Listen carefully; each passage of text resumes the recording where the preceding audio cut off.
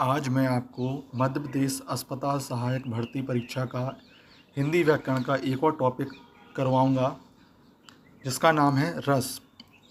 इस टॉपिक में पहले मैं आपको रस की परिभाषा, उसके प्रकार और जो जो रस के अंदर आता है वो सभी आपको पहले सब कुछ सिखाऊंगा। उसके बाद हम कुछ एमसीक्यू करेंगे। तो आप पहले रस को पहले डिटेल में पढ़ना, उसके बाद आप एमसीक्यू का उत्तर देना। तो हम परिभाषा से स्टार्ट करते हैं, जो हमारा मोस्ट इम्पॉर्टेंट टॉपिक है रस। इससे क्वेश्चन आता है और आप जैसे ही इस टॉपिक को आप ठीक से पढ़ लेंगे उसके बाद आप एमसीक्यू आसानी से लगा सकते हैं। तो सबसे पहले हम पढ़ेंगे रस क्या है। इसकी परिभाषा है, जब हम किसी कविता, कहानी, नाटक या साहित्य को पढ़ते या सुनते हैं, मतलब जब भी हम किसी कविता, कहानी, नाटक या साहित्य को पढ़ते हैं, सुनते हैं, देखते हैं तो हमारे मन में कुछ भाव उत्पन्न होते हैं, जैसे आनंद का भाव, प्रेम का भाव, हंसी, दुख, क्रोध, उत्साह, ये सभी चीज़ें हमारे अंदर उत्पन्न होती हैं। इन भावों को ही हम क्या कहते हैं?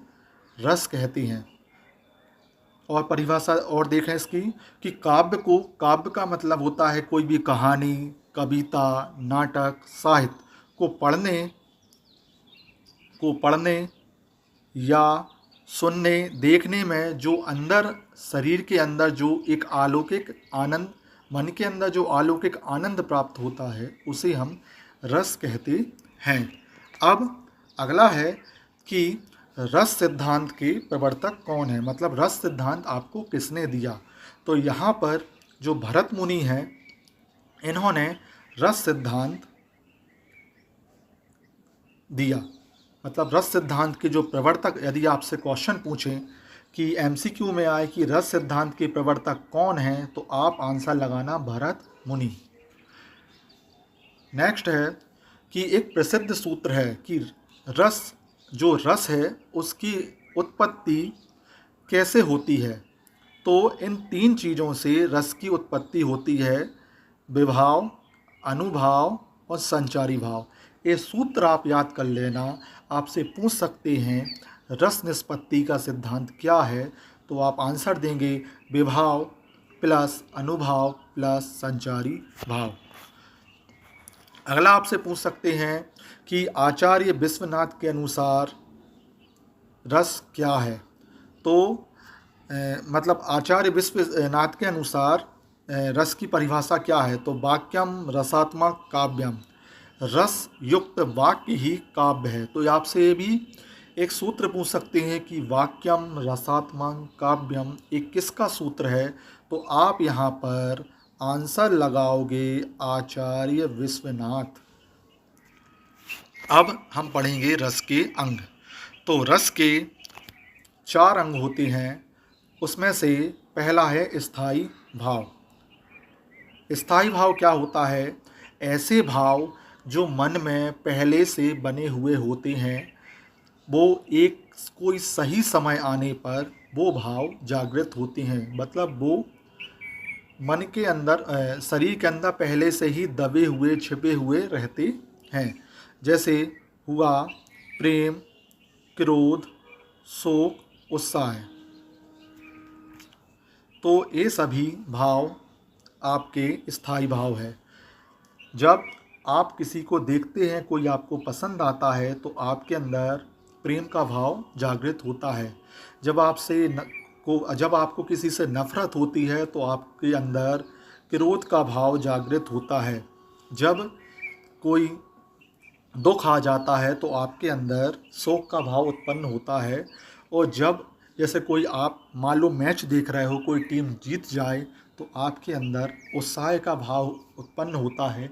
ये सभी भाव आपके शरीर के अंदर दबे हुए रहते हैं, सही समय आने पर ये भाव जागृत होते हैं। तो समझ गए होंगे कि जो भाव मन में पहले से दबे होते हैं, पहले से स्थायी रूप से हैं मन के अंदर, शरीर के अंदर, वो भाव ही स्थायी भाव होते हैं। अगला है विभाव। जिस कारण से भाव उत्पन्न होता है, उसे विभाव कहते हैं। उदाहरण है, राधा को देखकर कृष्ण के मन में प्रेम उत्पन्न हुआ। तो यहाँ कृष्ण के मन में जो प्रेम है वो किसको देखकर उत्पन्न हुआ, तो वो है राधा। तो यहाँ विभाव क्या हुआ, विभाव किसको देखकर उत्पन्न हुआ, किसको देखकर उत्पन्न हुआ, राधा को देखकर उत्पन्न हुआ। तो यहाँ राधा जो है वो क्या है, विभाव है। अगला प्रकार है अनुभाव, भावों की बाहरी अभिव्यक्ति। अब मान लो आपके अंदर भाव उत्पन्न हो गया, सामने वाले को तो दिख नहीं रहा। मान लो आपको दुख हुआ लेकिन सामने वाले को दुख दिख नहीं रहा। अब आपने उस भाव की जो अभिव्यक्ति, उस भाव को आपने बाहरी रूप से दिखाया। मतलब आपको दुख हुआ तो आप क्या करने लगे, रोने लगे। अब रोना तो सबको दिखेगा, तो जब भाव की जो आपके अंदर जो भाव उत्पन्न होता है उसकी अभिव्यक्ति बाहरी रूप सबको दिखने लगे, उसे ही आप क्या कहते हैं, अनुभाव कहते हैं। तो अनुभाव आपको समझ में आ गया कि आपके अंदर जो भाव उत्पन्न हुए और जब वो बाहरी रूप से वो भाव दिखने लगा, जैसे आपको खुशी हुई लेकिन वो खुशी दिखेगी नहीं, लेकिन जब आप हंसने लगेंगे, मुस्कुराने लगेंगे तो वो भाव दिखने लगेगा। तो जो दिखता है वही अनुभाव है। अगला है संचारी भाव, ऐसे भाव जो थोड़ी क्षण मात्र के लिए आपके शरीर के अंदर आते हैं और फिर वो चले जाते हैं। जैसे चिंता, आप हमेशा चिंता तो करोगे नहीं, चिंता कभी आएगी फिर चली जाएगी।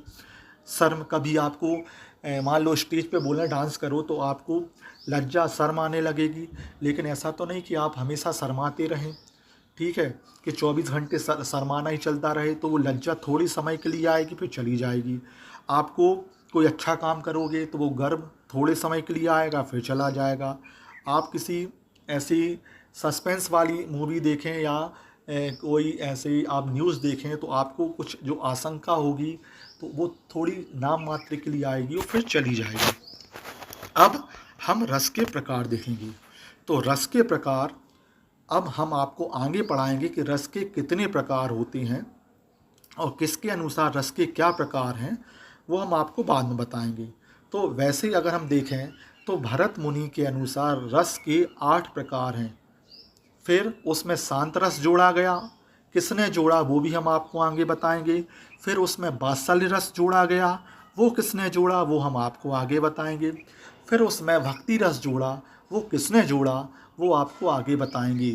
ये सभी रस जब जुड़े थे तो रस टोटल हो गए कुल रस आधुनिक, यदि हम आधुनिक व्याकरण अभी की व्याकरण देखें तो रस हैं 11, लेकिन भरत मुनि के अनुसार देखें तो रस हैं 8। अब मैं आपको आगे बताऊंगा। तो सबसे पहला रस है श्रृंगार रस। आपसे इसका स्थायी भाव पूछें तो श्रृंगार रस का मतलब, श्रृंगार में जब आप किसी से आपका मिलना होता है या बिछड़ना होता है तो वहाँ पे श्रृंगार, प्रेम हो या दुख हो तो वहाँ पे आपका कौन सा रस हो, श्रृंगार रस होगा। इसका स्थायी भाव क्या होता है,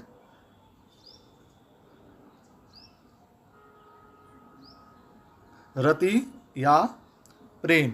अब इसकी परिभाषा क्या है, श्रृंगार रस की परिभाषा क्या है कि जहाँ प्रेम, सौंदर्य, आकर्षण का वर्णन हो। मतलब आपने कोई पंक्तियाँ पढ़ी, वहाँ आपको कोई प्रेम दिख रहा है, उस पंक्तियों में आपको सुंदरता दिख रही है, आपको आकर्षण, चमक दिख रही है, तो वहाँ आप कौन सा रस टिक करेंगे, श्रृंगार रस टिक करोगे। यदि आपसे पूछे कि श्रृंगार रस का स्थायी भाव क्या है तो श्रृंगार रस का स्थायी भाव है प्रेम। नेक्स्ट है अगला रस है, जैसे किसका उदाहरण देखें श्रृंगार रस का, श्याम संग राधा रास रचावे। यहाँ पे प्रेम और सौंदर्य का वर्णन समझ में आ रहा है, तो यहाँ पे हम कौन सा रस टिक करेंगे, श्रृंगार रस। अगला रस है हास्य रस। हास्य रस, जब आप कोई चुटकुला सुनते हैं, कोई ऐसी न्यूज या कोई ऐसा फनी किस्सा सुनते हैं या किसी ऐसे व्यक्ति को देखते हैं जिसको देखकर आपको हंसी आए, तो वहाँ पे कौन सा रस होता है, हास्य रस। अब आपसे यदि पूछें कि हास्य रस का स्थायी भाव क्या है तो आप वहाँ पे टिक करोगे हास्य। परिभाषा क्या है, जहाँ हंसी उत्पन्न हो वहाँ कौन सा रस उत्पन्न होता है, हास्य रस होता है। ठीक है, अब यहाँ पे हम उदाहरण देखें कि किसी भी मज़ेदार बात को सुनकर हंस पड़ना। तो यहाँ हंसी समझ में आ रही है, तो अब यहाँ पे आप कौन सा रस टिक करोगे? हास्य रस। हमारा अगला रस है करुण रस। तो इसकी पहले परिभाषा देखेंगे कि जहाँ दुख हो, दया हो, वियोग मतलब बिछड़ना हो, इन सब का वर्णन हो, तो वहाँ पे कौन सा रस आप टिक करोगे? करुण रस। फिर से देखो, जहाँ आपको दुख हो, आपको कहीं किसी को देख के दया आए, या आप किसी को देखें कि उसका बिछड़ना हो रहा है या आपका किसी से बिछड़ना हो रहा है, तो वहाँ पे कौन सा रस आएगा? करुण रस। इसका स्थायी भाव क्या है? करुण रस का स्थायी भाव शोक है। तो आपसे यदि पूछें कि करुण रस का स्थायी भाव क्या है, तो शोक है। अब इसका हम उदाहरण देखेंगे कि पुत्र वियोग में माता रो रही है।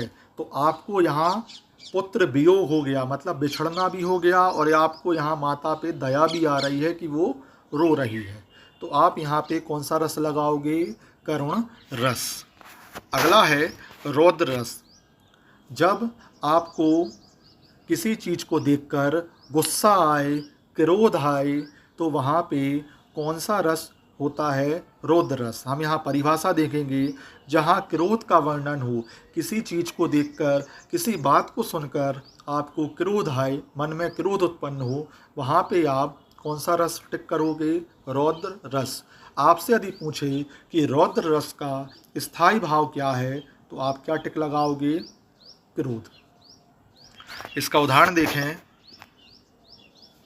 परशुराम क्रोध से भर उठे। यहाँ परशुराम को किसी बात को सुनकर अंदर उनके मन में क्रोध उत्पन्न हो रहा है, तो यहाँ पे हम कौन सा रस लगाएंगे? रौद्र रस। और रौद्र रस का स्थायी भाव क्या है? क्रोध। हमारा अगला रस अगला रस है वो है वीर रस। वीर रस का स्थायी भाव उत्साह है। आपसे पूछें कि उत्साह है किसका? उत्साह जो स्थायी भाव है किस रस का है? वो है वीर रस, या वीर रस का स्थायी भाव क्या है? उत्साह है। तो जब आप कोई साहस या पराक्रम वाली बात सुनते हैं, तो आपके अंदर एक उत्साह उत्पन्न होता है, और वहाँ पे आपको कौन सा रस आप टिक करोगे? वहाँ पे वीर रस। जैसे आप एक पंक्ति सुनी होगी आपने, खूब लड़ी मर्दानी वो तो झांसी वाली रानी थी, कि रानी ने अपने मतलब किस प्रकार अंग्रेज़ों से लड़ी, और उन्होंने मतलब कैसे अपनी जान को जोखिम में डाला, और वो अपने राज्य के लिए कुर्बान हो गई। तो यहाँ पे उनकी कहानियाँ सुनकर आपको क्या आता है? आपको एक उत्साह उत्पन्न होता है मन में, तो वहाँ पे आप कौन सा रस लगाओगे? वीर रस। इसका उदाहरण देखेंगे, वही अभी मैंने आपको बताया कि खूब लड़ी मर्दानी वह तो झांसी वाली रानी थी। इतना समझ में आपको आ गया होगा। अब हम अगले रस पे चलेंगे, भयानक रस। जब आपको किसी चीज़ को देखकर डर उत्पन्न हो, जब आप कोई डरावनी मूवी देखते हैं, तो आपको वहाँ भय उत्पन्न होता है। जब कभी आप किसी अंधेरे या सुनसान रास्तों पर जाए, जगहों पे जाए, तो आपको वहाँ पे डर उत्पन्न होता है, तो वहाँ पे कौन सा रस उत्पन्न होगा? भयानक रस। और इसका स्थायी भाव क्या है? मतलब आपके मन के अंदर इस रस को देखकर कौन सा भाव उत्पन्न होगा? भय का। परिभाषा क्या है? जहाँ डर का भाव उत्पन्न हो, वहाँ पे कौन सा रस होता है? भयानक रस। इसका उदाहरण देखें, अंधेरी रात में जंगल का वर्णन। मतलब अंधेरी रात है और जंगल का वर्णन किया जा रहा है, तो इसको देखकर आपको अंदर कौन सा रस उत्पन्न होगा? भयानक रस। अगला रस है बीभत्स रस। जब आपके मन में बीभत्स रस देखेंगे, इसका स्थायी भाव क्या है? घृणा। आपको किसी चीज़ को देखकर आपके मन में घृणा पैदा हो, जैसे किसी गंदगी को देखकर, कहीं कोई जानवर मरा हुआ है उसे गिद्ध नोच रहे हैं, या कहीं खून पड़ा हुआ है, तो आपको उसको देखकर क्या? एक घृणा पैदा होगी। तो जहाँ घृणा का भाव उत्पन्न हो, वहाँ पे कौन सा रस आता है? बीभत्स रस। हमारा अगला रस है अद्भुत रस। अब जब आपको किसी चीज़ को देखकर आश्चर्य हो तो आप वहाँ पे कौन सा रस रस उत्पन्न होता है? अद्भुत रस। जैसे आपने देखा होगा जब कभी कभी बरसात, कभी कभी गर्मी के दिनों में या ठंडे के दिनों में कभी कैसी बरसात हो जाती है तो वहाँ पे आकाश में आपको इंद्रधनुष दिखने लगता है। तो छोटे बच्चे देखा होगा, आपने देखा होगा कि वो आकाश में देखते हैं कि ये एक सात सात रंग का एक आकृति दिखाई देने लगती, तो उसे देखकर उनको एक आश्चर्य उत्पन्न होता है कि ये बादल, ये आसमान में ये क्या आ गया। तो वहाँ पर कौन सा रस उत्पन्न होगा? अद्भुत रस। और इसका स्थायी भाव क्या है? विस्मय। तो आपसे पूछेगा, इसको याद करना पड़ेगा कि भैया अद्भुत रस का स्थायी भाव क्या है? विस्मय है। हमारा अगला रस है शांत रस। तो शांत रस जहाँ शांति वैराग्य का भाव हो, मतलब अब मन ऐसा कर रहा कि अब बिल्कुल कुछ ना करें, इस दुनिया को छोड़कर कहीं जंगल में, मतलब इस जीवन को थोड़ा त्याग कर कहीं जंगल चले जाएं, या ये सब चीज़ें जो मोह माया है सब व्यर्थ है, बिल्कुल मन अब बोल रहा कि कुछ ना करें, शांत रहें। तो वहाँ पे जैसे ऋषि मुनि करते ना कि वैराग्य धारण कर लेते हैं, तो वहाँ पे कौन सा रस उत्पन्न हो जाता है? शांत रस उत्पन्न हो जाता है। और इसका स्थायी भाव क्या है? वैराग्य भी बोला है। तो वैराग्य आपको नहीं मिलेगा, आपको मिलेगा निर्वेद। तो निर्वेद पूछेगा कि निर्वेद जो स्थायी भाव है वो किस रस का है? तो आप वहाँ पे लगाओगे शांत रस। उदाहरण क्या है? सब कुछ नश्वर है। तो यहाँ पे शांति का आपके अंदर भाव उत्पन्न हो रहा है। तो यहाँ पे कौन सा रस होगा? शांत रस होगा। हमारा अगला और आखिरी रस यहाँ पे दिया नहीं है, दो रस और हैं। एक है वात्सल्य रस और एक है भक्ति रस। तो अब मैं इसमें लिखा नहीं है, मैं इसमें पीडीएफ में बना नहीं पाया। तो वात्सल्य रस का स्थायी भाव आगे आपको मैं बताऊंगा। अभी देख रहे हैं, अभी तो लिखा नहीं है, कुछ पीडीएफ में लिख नहीं पाया, आगे बताऊंगा आपको। अब यहाँ पे कुछ रस और उनके स्थायी भाव दिए हुए हैं। तो आपसे यदि पूछें कि बताओ, अब आपसे जैसे क्वेश्चन आता है कि श्रृंगार रस का स्थायी भाव क्या है, तो आप वहाँ पे टिक करोगे रति। हास्य रस का स्थायी भाव क्या है? हास। करुण रस का स्थायी भाव क्या है? शोक। रौद्र रस का स्थायी भाव क्या है? क्रोध। वीर रस का स्थायी भाव क्या है? उत्साह है। अगला भयानक रस का स्थायी भाव क्या है? भय। बीभत्स रस का स्थायी भाव क्या है? जुगुप्सा। अद्भुत रस का स्थायी भाव क्या है? विस्मय। और शांत रस का स्थायी भाव क्या है? निर्वेद। अब जो दो रस बचे हैं वो आगे आपको हम एक्सप्लेन करेंगे। अब किसके अनुसार रस कितने प्रकार के थे, सब मैंने आपसे पहले बोला था कि आगे आपको बताएंगे। तो यहाँ भरत मुनि के अनुसार रस कितने हैं? यदि आपसे पूछे कि भरत मुनि के अनुसार रस कितने हैं, तो आप क्या टिक करोगे कि रस हैं 8 रस। अगला, अब एक अभिनव गुप्त नाम के मुनि आए, इन्होंने एक शांत रस को जोड़ दिया। मतलब 8 रस तो पहले थे और एक नया रस जोड़ा इन्होंने, शांत रस। अब शांत रस जब इसमें जुड़ गया तो रस कितने हो गए? इनकी संख्या कितनी हो गई? 9 हो गई। ठीक है। अब रस की जो संख्या अलग अलग मुनि के अनुसार अलग अलग थी, टेबल के अनुसार समझेंगे कि यदि आपसे पूछें कि भरत मुनि के अनुसार रस कितने हैं, तो आप टिक करोगे 8 रस हैं। वो 8 रस कौन कौन से हैं? तो श्रृंगार रस, हास्य रस, करुण, रौद्र, वीर, भयानक, बीभत्स, अद्भुत। ये 8 रस आप यहाँ लिखे हैं। वो 8 रस भरत मुनि के अनुसार कौन कौन से हैं। अब अभिनव गुप्त नाम के मुनि आए, उन्होंने एक नया रस दिया, शांत रस। अब इन्होंने 8 रस पहले थे भरत मुनि के अनुसार, इन्होंने एक रस और ऐड कर दिया, शांत रस। तो अब अभिनव गुप्त के अनुसार रस कितने हो गए? 9 रस हो गए। अब इन 9 रस को अभिनवगुप्त ने तो 9 रस दे दिए, इसमें शांत रस जोड़कर।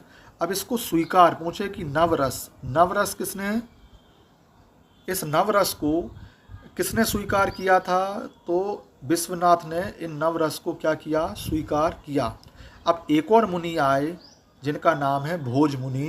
इन्होंने 9 रस तो थे, इन्होंने एक रस और ऐड कर दिया, वात्सल्य रस। तो अब भोज के अनुसार यदि आपसे पूछें कि रस कितने प्रकार की हैं, तो वहाँ पे टिक करना, रस 10 प्रकार की हैं।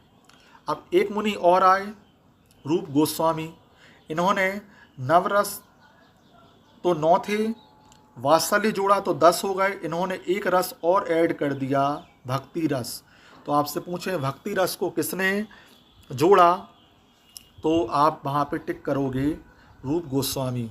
वात्सल्य रस को किसने जोड़ा, तो वहाँ टिक करोगे आप भोज। तो रूप गोस्वामी के अनुसार यदि पूछे तो रस कितने हैं? 11। भरत मुनि के अनुसार पूछें तो रस कितने हैं? 8। अभिनव गुप्त के अनुसार पूछें तो रस कितने हैं? 9। रूप गोस्वामी के अनुसार रस पूछें तो कितने हैं? 11।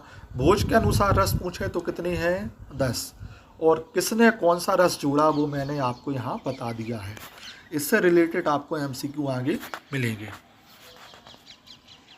अब फिर से रिवीजन करें तो भरत मुनि के अनुसार कितने रस हैं? 8। यहाँ पे सभी के नाम लिखे हैं, देख लेना आप।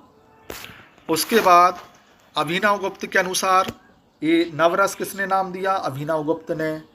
तो इन्होंने एक शांत रस जोड़ दिया, तो अब टोटल रस कितने हो गए अभिनव गुप्त के अनुसार? 9 रस हो गए। फिर यदि आपसे पूछें, अभी बताया था कि भोज मुनि ने वात्सल्य रस को जोड़ा और रूप गोस्वामी ने भक्ति रस को जोड़ा। अब आपसे पूछें कि माता पिता का जब स्नेह या कोई छोटा बच्चा जो मस्ती कर रहा है उसकी छोटी छोटी हरकतों को देखकर जो एक भाव उत्पन्न होता है किसी व्यक्ति के अंदर, तो वो किस रस के अंदर आता है? वात्सल्य रस के अंदर। और जब आप संसार को त्याग कर ईश्वर की भक्ति करने लगते हैं तो वहाँ पे कौन सा रस लगाओगे आप? भक्ति रस। अब परीक्षा में जो अक्सर पूछे जाने वाले प्रश्न हैं कि सबसे पहले तो है, अभी मैंने पहले बताया था कि रस सिद्धांत के प्रवर्तक कौन है। तो पहले बताया था कि रस सिद्धांत के प्रवर्तक कौन है, तो आचार्य मुनि है। अगला मैंने आपको बताया था कि शांत रस को किसने जोड़ा? 8 रस थे और शांत रस को किसने जोड़ा? तो अभिनव गुप्त ने। अगला क्वेश्चन है वात्सल्य रस को किसने मान्यता दी? तो अभी पहले बता चुके हैं कि भोज मुनि ने। उसके बाद भक्ति रस को किसने जोड़ा? तो रूप गोस्वामी ने। तो यदि आपने ऊपर की डिटेल को अच्छे से पढ़ा होगा तो एक क्वेश्चन आप जल्दी लगा पाए होंगे। अब आपसे पूछें कि नवरस कौन कौन सी हैं? नवरस किसे कहते हैं? तो श्रृंगार, हास, करुण, रौद्र, वीर, भयानक, बीभत्स, अद्भुत, शांत रस। ये 9 रस हैं। और फिर 2 रस और जुड़े, वात्सल्य और भक्ति रस। भक्ति रस को किसने जोड़ा? रूप गोस्वामी ने। वात्सल्य रस को किसने जोड़ा? भोज मुनि ने। अब रस पर आधारित हम कुछ MCQ करेंगे। यदि आपने टॉपिक को अच्छे से पढ़ा होगा तो आप पे MCQ बनेंगे। तो हमारा पहला MCQ है, रस सिद्धांत के प्रवर्तक कौन हैं? तो 4 ऑप्शन हैं, A भामाय, B भरत मुनि, C दंडी, D विश्वनाथ। तो मैं पहले बता चुका हूँ कि 8 रस जिसने दिए वही उसी ने रस सिद्धांत को दिया है। तो यहाँ पे किसने दिया है रस सिद्धांत को? भरत मुनि ने। यहाँ आंसर भी दिया है, किसने दिया? भरत मुनि ने। अब आपने पढ़ा होगा भरत मुनि के बारे में कि भरत मुनि ने कितने रस माने हैं। तो मैं पहले आपको बता चुका हूँ ऊपर। तो ऑप्शन है A 7, B 8, C 9, D 10। तो भरत मुनि के अनुसार रस कितनी हैं? 8 रस हैं। यहाँ उत्तर देख सकते हो। तो भरत मुनि के अनुसार कितने रस हैं? 8 रस हैं। अब आपने ये सब मैं MCQ जितने दिए हैं इसकी डिटेल मैं आपको ऊपर पढ़ा चुका हूँ। अब आया शांत रस को किसने मान्यता दी? ए भरत मुनि, बी भामा, सी अभिनव गुप्त, डी दंडी। तो मैं पहले बता चुका हूँ रस थे 8 जो रस थे 8 जिन्हें किसने दिया? भरत मुनि ने। और ये जो शांत रस आया इसे किसने जोड़ा, किसने मान्यता दी? तो इसे दी मान्यता अभिनव गुप्त ने। आप आंसर भी देख सकते हैं अभिनव गुप्त। हमारा अगला MCQ है, रस को काव्य की आत्मा किसने बोला? मैंने आपको एक सूत्र बताया था या आपको एक पंक्ति, रसात्मक वाक्यम काव्यम। इसको किसने बताया था? ए विश्वनाथ, बी भरत मुनि, सी मम्मट, डी दंडी। तो यहाँ पे आपका आंसर है ए विश्वनाथ। हमारा अगला क्वेश्चन है, श्रृंगार रस का स्थायी भाव क्या है? ये स्थायी भाव और रस ये मैं पहले पढ़ा चुका हूँ आपको डिटेल में। तो आप यहाँ ऑप्शन देखें, ए शोक, बी रति, सी हास, डी भय। तो श्रृंगार रस का स्थायी भाव क्या है? आंसर है रति। श्रृंगार रस का स्थायी भाव क्या है? रति है।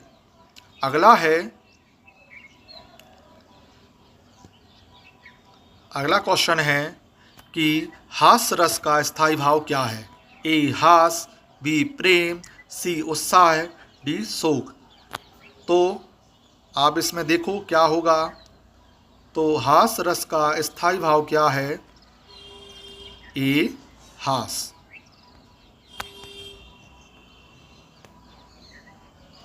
हमारा अगला क्वेश्चन है, करुण रस का स्थायी भाव क्या है? ए क्रोध, बी भय, सी शोक, डी घृणा। तो करुण रस का स्थायी भाव क्या होगा? सी शोक। हमारा अगला क्वेश्चन है, रौद्र रस का स्थायी भाव क्या है? ए रति, बी क्रोध, सी भय, डी उत्साह। तो रौद्र रस का स्थायी भाव क्या होगा? बी क्रोध। हमारा अगला क्वेश्चन है, वीर रस का स्थायी भाव क्या है? ए उत्साह, बी प्रेम, सी शोक, डी भय। तो हमारा आंसर है ए उत्साह। हमारा अगला क्वेश्चन है, भयानक रस का स्थायी भाव क्या है? ए क्रोध, बी भय, सी घृणा, डी विस्मय। तो इसका आंसर है बी भय। हमारा अगला क्वेश्चन है, बीभत्स रस का स्थायी भाव क्या है? ए जुगुप्सा, बी शोक, सी भय, डी हास। तो हमारा सही आंसर है ए जुगुप्सा। हमारा अगला क्वेश्चन है कि अद्भुत रस का स्थायी भाव क्या है? ए प्रेम, बी उत्साह, सी विस्मय, डी क्रोध। तो सही आंसर है सी विस्मय। हमारा अगला क्वेश्चन है, शांत रस का स्थायी भाव क्या है? ए निर्वेद, बी रति, सी हास, डी शोक। तो हमारा सही आंसर है शांत रस का स्थायी भाव क्या होगा? ए निर्वेद। अगला क्वेश्चन है, खूब लड़ी मर्दानी पंक्ति में कौन सा रस है? तो मैंने पहले बताया था, ये लाइन आपने पहली भी पढ़ी है। तो आपके ऑप्शन है ए करुण, बी वीर, सी हास्य, डी शांत। तो आपको यहाँ पे ये लाइन सुन के आपके अंदर उत्साह उत्पन्न हो रहा है, तो आपका आंसर क्या होगा? बी वीर रस। हमारा अगला क्वेश्चन है, प्रेम और सौंदर्य का वर्णन किस रस में होता है? ए वीर, बी करुण, सी श्रृंगार, डी रौद्र। तो आपका आंसर होगा ऑप्शन सी श्रृंगार रस। अगला क्वेश्चन है, घृणा का भाव किस रस से संबंधित है? ए भयानक, बी करुण, सी बीभत्स, डी वीर। तो आपका आंसर है घृणा का भाव किस रस के अंदर आता है? बीभत्स रस के अंदर। अगला है, आश्चर्य का भाव किस रस में होता है? ए अद्भुत, बी शांत, सी रौद्र, डी करुण। तो आश्चर्य का भाव आपका आंसर है। आश्चर्य किस में होता है? ए अद्भुत। अगला है वाक्यम रसात्मक काव्यम किसका कथन है? ये कथन मैं पहले आपको पढ़ा चुका हूँ, याद होगा तो आप इसका आंसर दे सकोगे। ए भरत मुनि, बी विश्वनाथ, सी दंडी, डी मम्मट। तो आपका आंसर है बी विश्वनाथ। अगला है नवरस में कुल कितने रस होते हैं? तो यहाँ आपको नवरस से ही समझ में आता है कि यहाँ कितने रस होंगे। ए 8, बी 9, सी 10, डी 11। तो हमारा आंसर है बी नवरस में कितने रस होते हैं? बी 9 रस होते हैं। अगला है लास्ट ए सूत्र भी हमने आपको पढ़ाया था, पहले आपको याद होगा। रस निष्पत्ति का सूत्र क्या है? ए विभाव प्लस अनुभाव प्लस संचारी भाव, बी संज्ञा प्लस सर्वनाम, सी उपमा प्लस रूपक, डी शब्द प्लस अर्थ। तो इसका आंसर मैं इसको पहले भी आपको पढ़ा चुका हूँ डिटेल में। यदि आपको याद होगा तो आप इसका आंसर आसानी से दे सकेंगे। तो इसका आंसर है उत्तर ए विभाव प्लस अनुभाव प्लस संचारी भाव। तो मुझे आशा है कि आपको ये रस टॉपिक आसानी से समझ में आया होगा। यदि आपको मेरा वीडियो अच्छा लगे तो आप मेरे चैनल को लाइक और सब्सक्राइब करें। आगे हर दिन आपको ऐसे वीडियो मिलते रहेंगे और एमपी अस्पताल सहायक की मैं पूरी तैयारी करवाऊंगा वीडियो के माध्यम से। ठीक है, तो धन्यवाद दोस्तों वीडियो को देखने के लिए। बाय।